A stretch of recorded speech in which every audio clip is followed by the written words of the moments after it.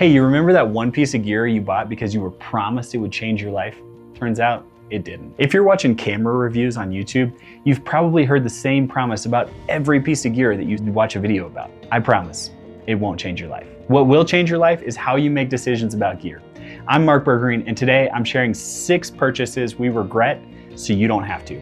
And I'll also share what we'd buy instead in 2025. We all know that camera gear isn't cheap, and every photographer has one piece collecting dust in the bag. After more than a decade of shooting, we've learned the hard way that not every purchase is worth it.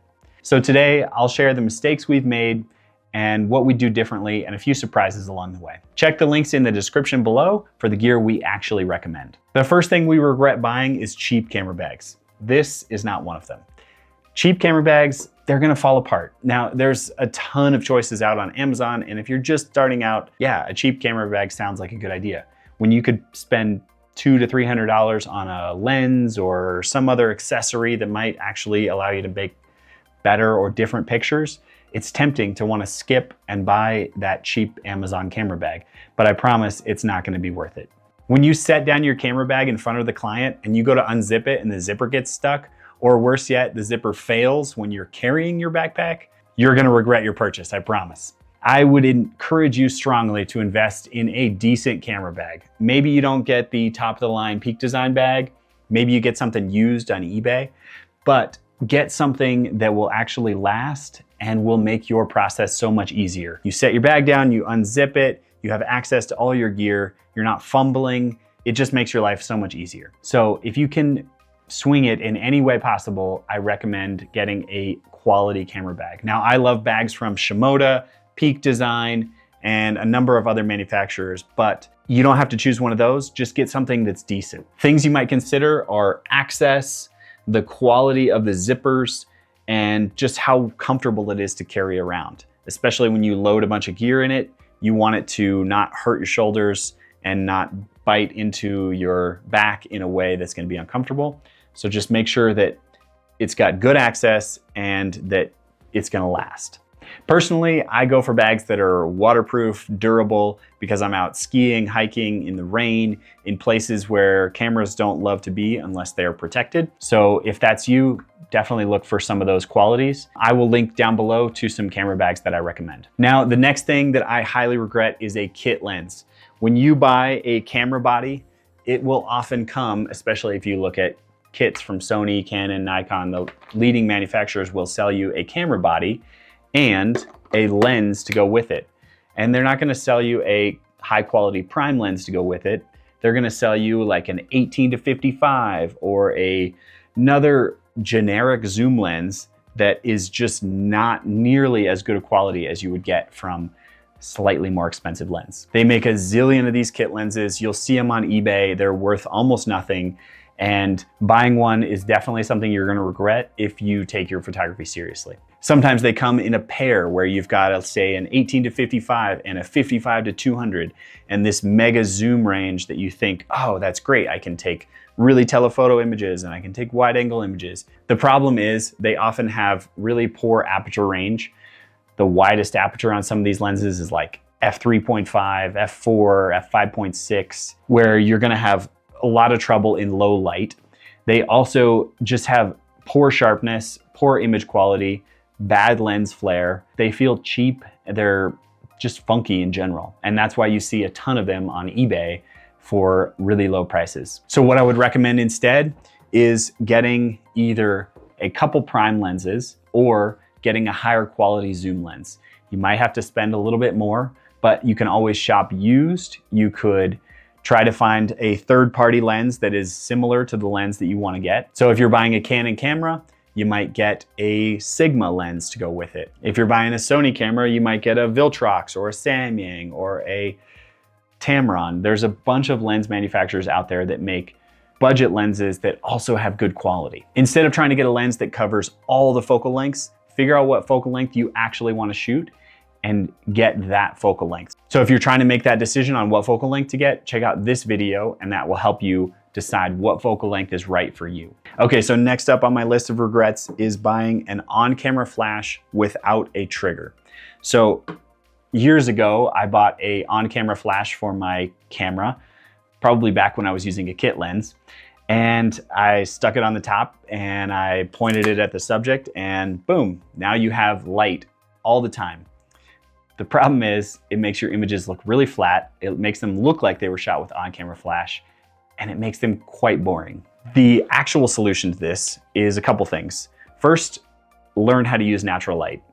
You should be able to see it. Brenda has an acronym, CHI, where you're looking at the color, the hardness, the intensity, and the angle of the light. Learn how to see all those things before you buy an on-camera flash. Next up, you need to get a trigger so that you can get this flash off of the top of your camera and give it a better angle so that when you shoot images, it doesn't look like they were taken with an iPhone or a on-camera flash. That's gonna give it a really flat look, like I said, and it's really obvious. As soon as you get the flash off the camera, it's gonna give your subject much more shape. It's gonna allow for shadow and depth into your images.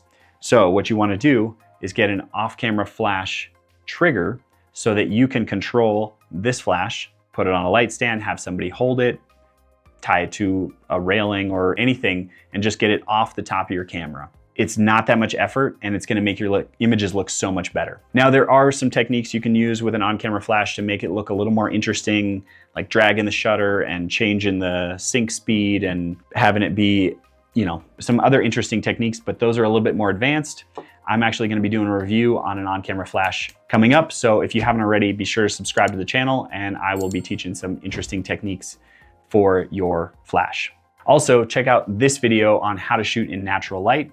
That's gonna give you some great tips on how to master light. So when you get your flash, make sure you get that trigger. I will link down below to my suggestion for what flash to get and what trigger to get, and a light stand as well that is compact and portable that Brenda and I have been using for years. All right, so the next thing I highly recommend you don't buy, UV filters.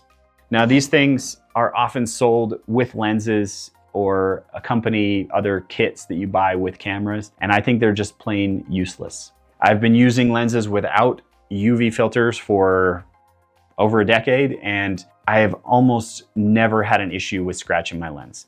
These have a particular use case, which I will talk about shortly, but generally, I think they're a total waste of time, money, effort, and they just end up with a low quality piece of glass in front of your lens that reduces the image quality that you might get out of an otherwise high-end lens. Okay, so let's talk about the one case where I would recommend a UV filter. So if you are shooting action sports and you are not using the #1 filter that I recommend, which is a polarizing filter, you may want a UV filter if you're gonna be putting your camera in harm's way. So if you're gonna be shooting, say, mountain biking and you're gonna be sticking your camera down in the dirt and letting things fly and hit the camera, that's a use case where you wanna use a UV filter so you don't let dust and rocks and dirt hit your lens directly and let it hit the UV filter instead. That's a good way to protect the front element in those types of scenarios. But most of the time, most people are not putting their camera down in the dirt and letting a mountain biker spray it with dust. They're gonna be using something else to protect their lens, and that's a lens hood. A lens hood gives you more than adequate protection for that front element as you thread it on. It goes onto the front of your lens. Not only does it protect it from the sun and keeps the sun off of that front element, which can create haze, it also prevents anything from really bumping your lens unless it's directly sticking onto your lens. So this is gonna provide you much more protection than a UV filter. It's gonna extend the lens a bit, which can be, it's gonna take up more space in your camera bag, but I think a lens hood is overall much better than silly UV filters. Especially when you're gonna use other filters, you're gonna have to take off the UV filter, then thread this one on. And using filters in general is kind of a pain. So having to take one off and find a place to stash it and then put your next one on, just use a lens hood. You can flip the lens hood around, thread on your polarizer, and then you'll have a much better functionality. If you wanna learn more tips on how to use a polarizing filter, which I highly recommend, go check out this video. It's gonna give you some great tips and you'll learn something. The fifth thing I recommend not buying is a cheap tripod. The cheap ones are the reason that I bought a lot of tripods. You can either buy nice or you can buy twice or 3, 4 times in my case. because I kept falling into the trap of thinking, oh, this cheap tripod is gonna be great. It's gonna be good enough. It's just a place to set my camera. I don't use it that much. What's the difference between an expensive one and a cheap one? You could spend $50 on a tripod, or you could spend $1,000 on a tripod. What's the difference? There is a big difference. So with a tripod, there is a middle ground that I think is the right place to be. I don't think everyone needs a $1,000, $1,500 tripod, but I definitely think everyone should not buy a $50 tripod. They're not very stable. They're really funky. The legs are hard to extend and hard to retract. They break easily. They're not gonna provide the stability that you need to actually get sharp images. And they just add hassle to your life. They're often heavier, clunkier. I just hate them. I've had so many that are just total crap, and I've thrown them in the trash, and instead I should have just spent a little bit more money to get a decent tripod. Maybe you don't need the latest and greatest carbon fiber, ultra light, high quality, top of the line tripod, but definitely don't buy the cheapest. There's some middle ground that can be adequate and solid without breaking the bank, and it's just not worth spending that. You're gonna end up spending more money if you get those super cheap ones. The other problem is you end up missing shots because you're trying to get your legs extended, get everything set up, and it's just funky and clunky, and you don't end up getting that shot in time. And especially in front of clients, you don't wanna be using a cheap tripod. It's gonna make you look bad. Okay, so now at this point in the video, you're thinking, he's telling me to buy the nicest of everything. Well, I do want you to set a budget for your photography gear. I think that's an important step. There will be some links down below to our blog and some other videos that recommend how to do that and where to spend your money. So I'm not saying you need to buy the nicest one, just get something decent. I will link to some tripods down in the description. And if you want to go to burgreenphotography.com/money, you can get some tips on what we recommend in terms of budget, mid-grade, and expensive equipment. So the last category of gear I recommend you do not buy, it's not on the table here, but it's that ultra specific gear for things that you'll think you'll try someday. This might be flash gel kits or some photography accessory that you think, oh, that would be fun to try, but you don't actually have an intention of trying that shot. Over the years, I've bought random accessories. I remember buying, like, before gimbals, there was this Steadicam and I was gonna like make my own, and it just never worked out. I never used those flash gel kits.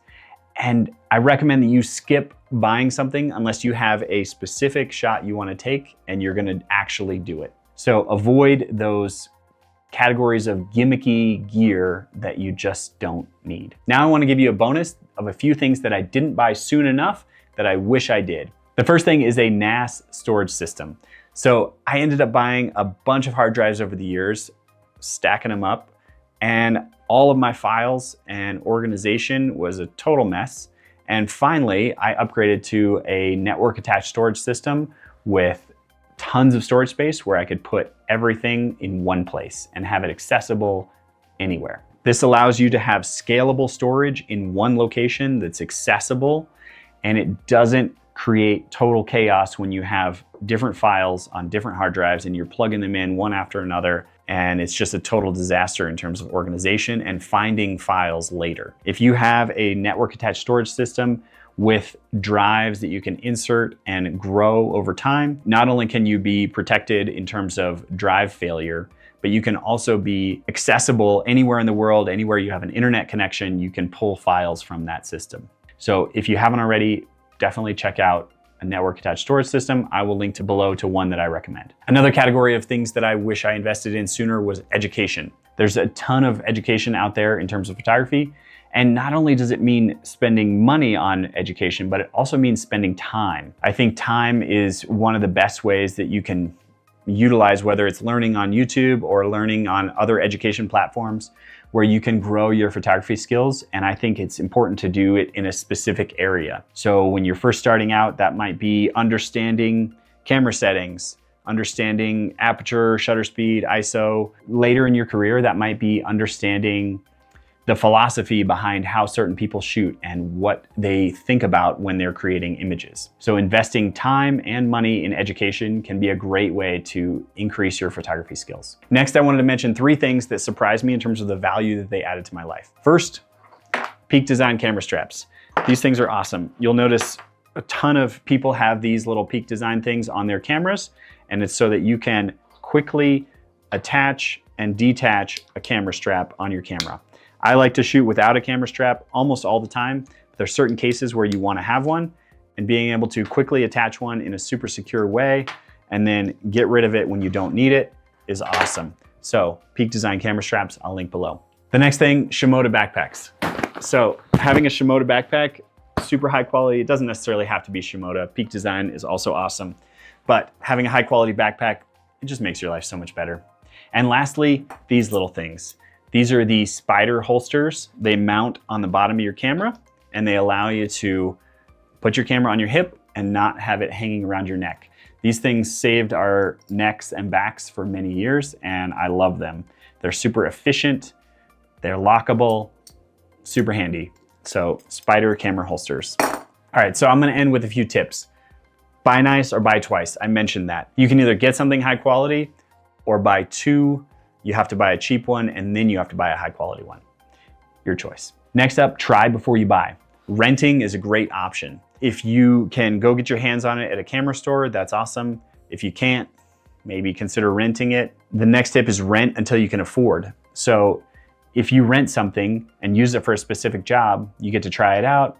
Kind of goes with that try before you buy. And then you can rent it again and again. There's tons of online companies, lens rentals allow you to get gear, use it for a few days, then return it. You can bill that into a job, and you don't necessarily have to spend the thousands of dollars on camera gear up front. You can rent until you can afford to own it. Two more, can you learn a skill instead of buying gear? Sometimes you can learn a skill that allows you to utilize the existing gear that you have instead of buying something. If you're gonna buy something, be specific about what it does to solve a problem. Make sure that buying that gear is actually gonna fulfill a creative need before you spend that money. It needs to earn its place in your kit and not just buy it because it looks cool because you saw some YouTuber recommending it. One example is a bunch of wacky light modifiers out there. They sell a ton of accessories to go on top of your flash, when in reality, maybe just learning how to utilize the angle and bouncing it off of something is gonna give you a similar effect. So make sure that you can't just learn a skill that fulfills that product need. So that's our list of regrets. Hopefully it saves you some time and some money in 2025. I know that we would make a lot of different choices if we had the knowledge we have now, going back and looking at the camera gear we purchased. Now, I'd love to hear from you what gear you regret buying. If there's anything, put it down in the comments, what you wish you'd bought sooner or what you wish you hadn't bought at all. We always appreciate learning from this community and appreciate you being here. If you want more tips and understanding of how Brenda and I take pictures, check out our travel photography guide. I will link it down in the description. Save you time, save you money, and learn from our mistakes that we had to learn the hard way. And next up, watch our video on the best cameras for everyday life. It's the perfect follow-up if you're planning your 2025 camera gear kit. I will see you over there.